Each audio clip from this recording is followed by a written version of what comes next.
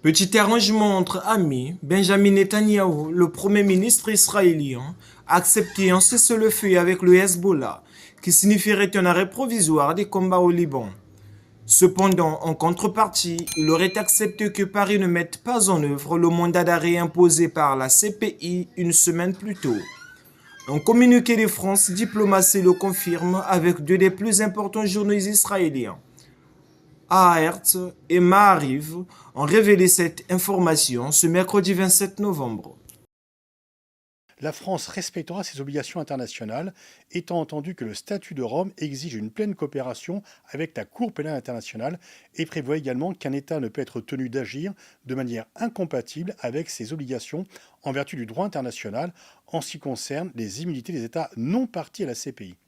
De telles immunités s'appliquent au Premier ministre Netanyahou et aux autres ministres concernés et devront être prises en considération si la CPI devait nous demander leur arrestation et remise. Le ministre français des Affaires étrangères, Jean-Noël Barrot, interrogé au micro de France Info mercredi 27 novembre sur les mesures prises par les autorités en cas de visite de Benjamin Netanyahou en France, a mentionné d'éventuelles questions d'immunité pour certains dirigeants concernés, y compris le Premier ministre israélien par un mandat de la Cour pénale internationale, sans préciser plus.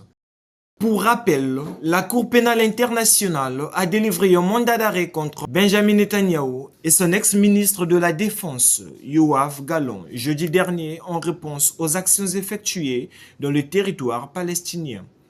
Cette déclaration est survenue pendant que les États-Unis et la France travaillaient en secret pour obtenir la signature de l'accord de cessez-le-feu au Liban.